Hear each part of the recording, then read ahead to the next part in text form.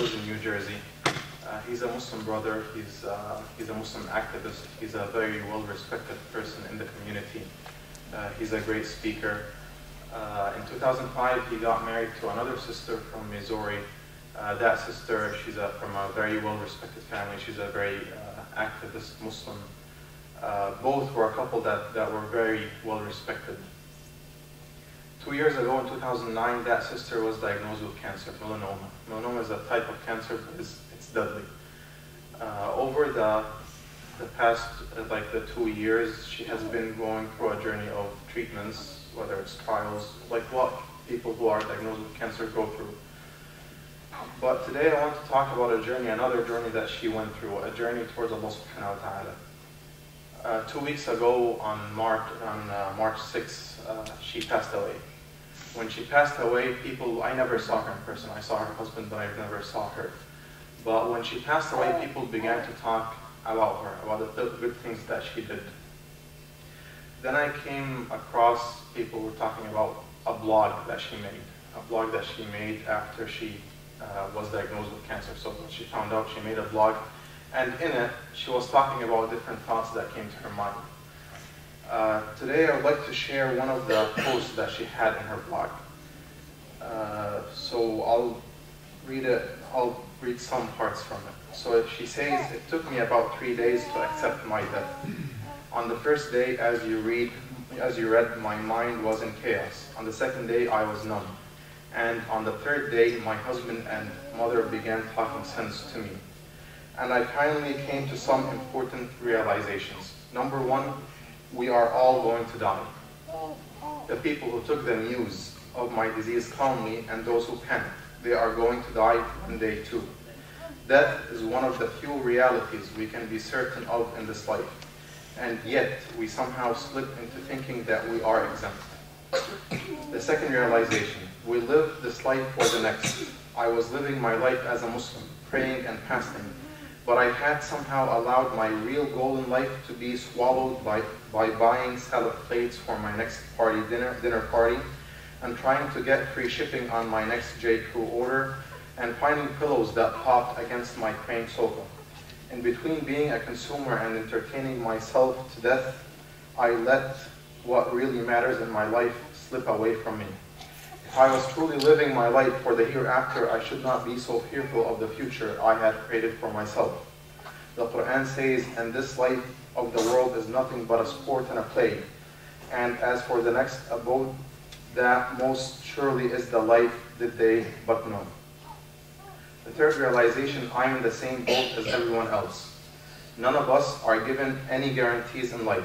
Our health, our wealth, and our families are trusts given to us by Allah subhanahu wa ta'ala, and they are His to take when He, in His infinite wisdom, deems fit. We all claim to believe this, but in practice we often falter. I don't know why I thought I could push the thought of death out of my mind for at least a good 30 or 40 years. Allah subhanahu wa ta'ala would claim any of us at any time. I am in the same boat as everyone else. I have no idea when my time is, but I should try to live every day as if it is my last. The fourth realization, each day is a gift. Receiving this wake-up call is such a blessing in that each day Allah grants me is an opportunity to do some more good and try to make up for the mistakes I made in the past. For some reason, the mornings are usually a little rough for me. I think it's just waking up from my dreams and realizing that I still have to live with this disease. But every morning I try to tell myself, Alhamdulillah, I feel good today. What good can I do today? That was one of her posts that she had on her blog. Of course, it's a big shock to a person who's in his 24. She was 24 years old when she found that she's sick. It's a shock that you're living the beginning of your life. 24 is kind of the beginning of your life. You just finished your undergrad. Now you're planning your dreams. In my life, I'm going to do this. I'm going to work in this career. My family, how it's going to look, how my family's going to look like. My house, how it's going to look like. All these plans and all these aspirations in your life, and thinking I'm going to live to like 70, 80, 90, and I'm going to see my grandchildren, all these thoughts, and then suddenly Allah subhanahu wa ta'ala blesses her with a disease that wipes all these dreams away. So it is a shock, but when I was reading like through her blog, two thoughts came to my mind, or two lessons that I would like to share today. The first lesson is, when I was reading that, I was thinking Allah subhanahu wa ta'ala really blessed her. He gave her a chance. There's a hadith that says that don't wish from Allah subhanahu wa ta'ala to give you a test. But I'm thinking that she was given that test, and it's a blessing that to wake every day in the morning, there's a big sign in front of you that you're working in this life for your hereafter. That you're not living in this life for long. That's a great blessing. A lot of times it slips our mind. We live normally in this life and we don't keep thinking about that there is this hereafter. Yes, we know, but are we really living, embodying this message, or embodying this reality that there is a hereafter and we're living in this life for a short amount of time? So I think she's very blessed. Then I had this discussion with another friend, and he was saying, like, anyone who gets cancer, like she's in this because she got cancer. Allah subhanahu wa ta'ala like tested her with cancer, and that's why she's living through this journey. But then when I kept thinking about it more, both conclusions from me and my friend are wrong. They're not true. How many people have Allah subhanahu wa ta'ala given them cancer? Whether they're 20s, 30s, or their end of their lives, how many people got cancer?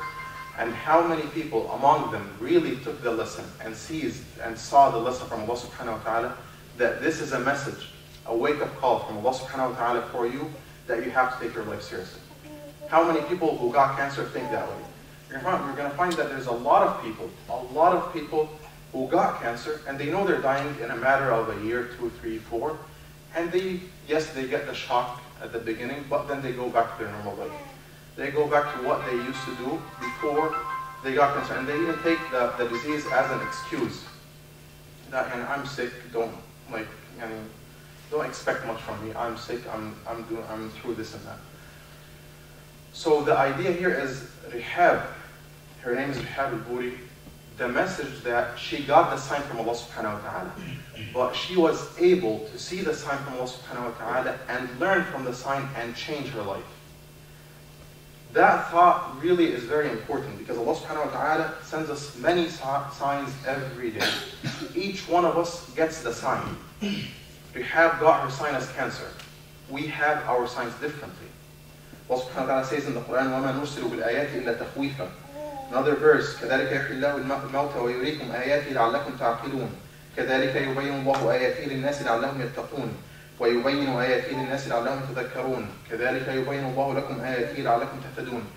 Many times Allah subhanahu wa ta'ala says that Allah subhanahu wa ta'ala gives you the sign for you to fear Him, for you to think, for you to refer to Allah subhanahu wa ta'ala, for you to thank Him.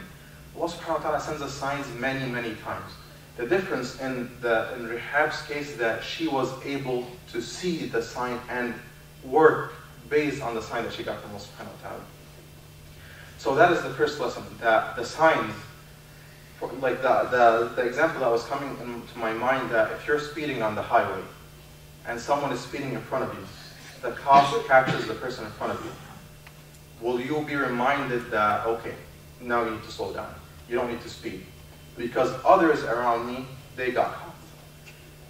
Do we see the sign from Allah subhanahu wa ta'ala that, yeah, my life is short, there are people, we see death around us now all the time, youth, old, diseases coming to everyone, earthquakes, this and that. Are these not enough signs from Allah subhanahu wa ta'ala to you that you need to wake up? Or do we need a sign, each one of us needs a sign from Allah subhanahu wa ta'ala that He gives you a disease, or He gives you some kind of punishment or blessing? Or is the signs from Allah subhanahu wa ta'ala enough for us? The second thought that came to my mind is the hadith of the Prophet, كُن فِي الدُّنْيَا كَأَنَّكَ غَرِيبٌ أَوْ عَابِرُ سَبِيلٍ. That live in this life as if you're a stranger or a traveler. If you think about the word, the example that the Prophet ﷺ gave, a stranger or a traveler, both, let's put a scenario and think about it. If we are living here in the United States and we're, like we say that's our country, or we live in this as our country, and then the situation over here financially is not good, we're struggling with money, etc., etc. And then one, like some of us, they get an offer, go to Dubai or China or whatever country. And over there's a good financial system. You can go work over there for 2 years, and after the 2 years, you come back to the USA. Will you go in that country, whatever it is, and the money that you gather, will you spend it over there? Will you go over there and all your worry is about how can I have a good apartment over there and a good car, a good house, I want to live my life over there, enjoy my life? Or will you be saving everything for when you come back here? What is the scenario? If you think about the hadith of the Prophet ﷺ, that living in life as a stranger or a traveler, this is exactly it. This is exactly the example. That when you're living in life, if you know that you're a traveler, if you know that you're not living here, this is not your end life, this is just a transitional time that you're building for the hereafter, what will you do? How will your life change nowadays? And Imam Shafi'i, he used to walk with a stick in his hand. Even when he was young, he used to walk with a stick. So they used to ask him, why are you always using the stick? You're not old that you need a stick. He said, I always want to remind myself that I am a traveler. I'm not here in this life to sit. I'm here as a traveler. I think Ibn al-Qayyim has a quote saying that we are the sons of those who were sent out from the Jannah because of the shaitan. And that is our home. The heaven is our home. When you're kicked out of your home, do you give up till you go back to it? Till you prepare going back to it? These are just some thoughts that I was thinking about, that what is really our point of living here? How are we living in this life? Are we living as if we're living in it forever? Or are we living here as if we're living it till it's a transitional period? If you want the answer for how you are living it, think about it this way. If Allah subhanahu wa ta'ala sends you a message that you're dying at the end of the day, what will change in your life? What will you change in your life? Rehab has in one of her posts, she's talking about the new normal, like what she wants to be her normal life. And she's giving examples in it, instead of like watching these meaningless TV shows. Should I be watching them, or should I listen to a religious lesson? Sitting with people. She was saying, I want to be surrounded by people who remind me of Allah subhanahu wa ta'ala. That people, when I say, sit among them, say a hadith or something, they don't look at me this weird kind of person. No, they look at me, I want to be surrounded by people who remind me all the time of Allah subhanahu wa ta'ala. So that's my second point, is think of your life if you're going to die at the end of the day. And Allah subhanahu wa ta'ala, this is one of the signs, Rehab is one of the signs that, yeah, you can die by the end of the day. We know it. Now we see a real life example. And Allah subhanahu wa ta'ala is going to send us another real life example, and another real life example. Either you wake up, or you're going to be the example itself. And when you're the example itself, will you really build on it and use it, or will you not use it? When you're living, going back to our example, if you go overseas and you work for 2 years, and you hear that there's a very good financial system over there, and you find some money, would you put it in a stock option over there that you know when you come back here, now you cannot, when you come back here, you cannot generate money. The financial system is not really good. Will you keep putting the money in the stock option over there, so when you come back, you keep generating money for your life over here? That's the common sense. If you know a business over there, you're going to put it in the business. If it's something, that is the concept of the sadaqah jariyah, that doing a deed that will keep building for you and will keep affecting you when you're in your grave, when you're in the hereafter, when you're dead, all that time, it's going to keep helping you. And think about it, for example here, Ihsan, if we're asking for a donation or something, Allah subhanahu wa ta'ala will help Ihsan whether with your donation or not. Allah subhanahu wa ta'ala, if He wants Ihsan to succeed, He will make it succeed, whether you put your money or not. It's not for Ihsan. Allah subhanahu wa ta'ala is the one who takes care of everyone. But it is for you. So if you put $1 and it just contributes amongst another $100,000, and it helps Ihsan to move on for this amount of time. I'm giving Ihsan as an example. There's a lot of sadaqah jariyah or things that you can do all over life.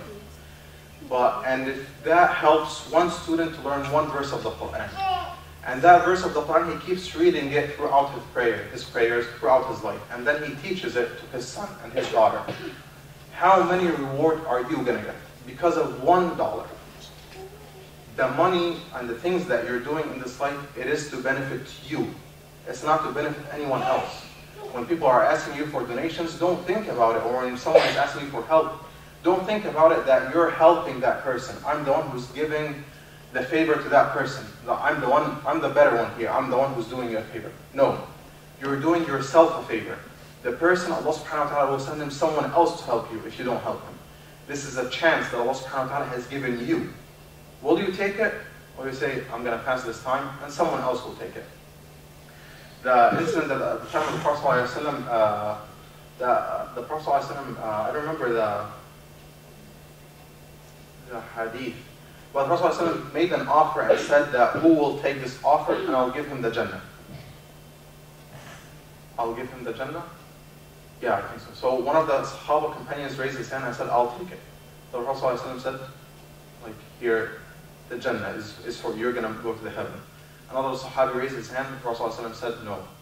The other Sahabi, the other companion, took it before you. He took the chance before you. So when Allah subhanahu wa ta'ala sends you a chance, think about it. We all need the chance, but think about it. Someone else will take it, or should you take it? أقول قولي هذا وأستغفر الله لي ولكم من سيئات أعمالنا إنه من يهدي الله فهو المهتدي ومن يضلل فلن تجد له وليا مرشدا. Of course, living in this life, Allah subhanahu wa ta'ala says in the hadith, in the verse, وابتغي فيما آتاك الله الدار الآخرة ولا تنس نصيبك من الدنيا وأحسن كما أحسن الله إليك. But seek with the wealth which Allah subhanahu wa ta'ala has bestowed on you the home of the hereafter. Your goal is the home of the hereafter. Your goal is the heaven.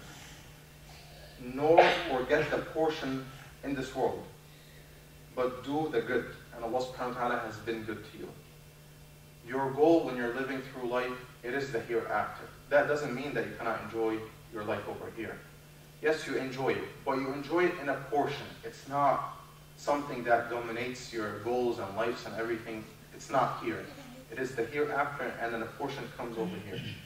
The last thing that I would like to talk about, the story of Rehab, that when she passed away, like her janazah was in New Jersey. Her funeral was in New Jersey, and they were talking that the number of people who showed up for the funeral were more than the people who showed up for the Eid prayer. People were talking about her. People only met her for a few moments, for a few minutes. Some people know her very well, some people don't. But everyone, like on her, on Facebook and stories that you begin hearing, that everyone had a good memory of her. Everyone thought very highly of her. Everyone like really loved that person. And then I was thinking, the thought that came to my mind, well, when I die, how many people will even remember that there was this person, his name was Ahmad, and he passed away? How many people will say, oh, may Allah subhanahu wa ta'ala bless him, okay, let's go eat? How many people will really stand over there and think, yani, no, that was a good person. He passed away, may Allah subhanahu wa ta'ala bless him. How many people will pray to Allah subhanahu wa ta'ala to forgive me? I was building the example on me. These were the thoughts that came to my mind. But then I remember the hadith of the Prophet ﷺ, the hadith Qudsi, that Allah subhanahu wa ta'ala, if He loves you, He will make all the people around you love you. It is up to Allah subhanahu wa ta'ala to make everyone around you love you or everyone around you hate you. Depends on one thing, your relationship with Allah subhanahu wa ta'ala. There were some lessons that someone wrote from the story of Rehab, and he deducted some points. Number one is that akhlaq matters. That your manners when dealing with people, they really matter a lot. When I come to you, the Prophet ﷺ, when he used to meet someone, he used to meet with him and the person feels that he's the most important person in the world. On the other hand, I'm thinking about it, when I meet someone, I'm thinking like, is the conversation really worth my time, or is there something more important that I can be doing right now? If it's more important, okay, it was nice to meet you, assalamu alaikum, see you later, and then I take off. The Prophet ﷺ used to treat each one that he's the most important person. That when the Prophet ﷺ, when he used to shake someone's hand, he used to not take his hand first. He waits till the person takes away his hand. He used to give, the manners make a difference, and they make a difference with everyone. Number two, follow through and fulfill promises. يَا أَيُّهَا الَّذِينَ آمَنُوا أَوْفُوا بِالْعُقُودِ. Oh, who you believe, fulfill your promises. That when you make a promise, fulfill it. it does count a lot with Allah subhanahu wa ta'ala and with everyone around you. When you say, I'm going to do something, I'm a person who really lacks that. All the time saying, oh, inshallah, and we think about inshallah as the word saying, might happen and might not. But I'm saying inshallah, but or are you saying, yes, I can do it, and when you say, yes, I can do it, you go out of your way to really do it. The third lesson, don't compromise principles. Rehab used to work in ABC, which is a news channel. News channel, like we know the Arabic Muslim news channels, they used to not allow girls who wear hijab to go on air. Like they have their own standards that the person who comes on TV, he looks very nice, etc., etc. Rehab, when like people were talking about her, even the people who work in ABC, she never compromised her principles. She prays inside the TV station. She wears her hijab, her full dress. She never compromised any of her values. And that is one of the most important things that gives you value as a person and gives you value in front of Allah subhanahu wa ta'ala. Because if you compromise your values, then you're telling Allah subhanahu wa ta'ala the things that you have ordered me to do, well, the job is more important. Or the job, how I look like, is a little bit more important for me than what you have ordered me to do. Seeing the good in everything, that when Allah subhanahu wa ta'ala sends you a test, look at the positive sides. How when she, as we read through her post, when she used to wake up every morning, she used to think, I'm dying. But the other side is what? This is another chance that Allah subhanahu wa ta'ala has given me to do more good in my life. Do the best you can, however small or little it is. We don't know how big our actions will be. One person used to tell me a story in Egypt. Like in Egypt, there are, like most of the country are Muslims, like 90%, but some people are religious, very religious, and some people they're like, I mean, they hardly go even to Friday prayer, etc. So one old man, he saw a person in the street, and a conversation began. So where do you go to school? The young man said, I go to College of Engineering, Cairo University. Oh, really? I know there's a very good people over there. Their name is like this entity, this organization. Go check them out. They're really nice people. That small sentence, the other person, the young man says that small sentence is what changed his life. When he went to College of Engineering, he got a chance to say, okay, let me check who these people are. So he went there, oh, they're really nice people. And he began to build ties with them. They helped him change his life. What started all of that? That small sentence, that a guy said it in a minute or two. Think about the reward that guy is taking till today, from the benefit that he said from a small little thing, but it changed and made a big difference. These are some lessons, and if you want to think of this whole khutbah, it can be a sign from Allah subhanahu wa ta'ala to you. Will it change you, or will it be just another set of signs that is like the other set, or added on the shelf?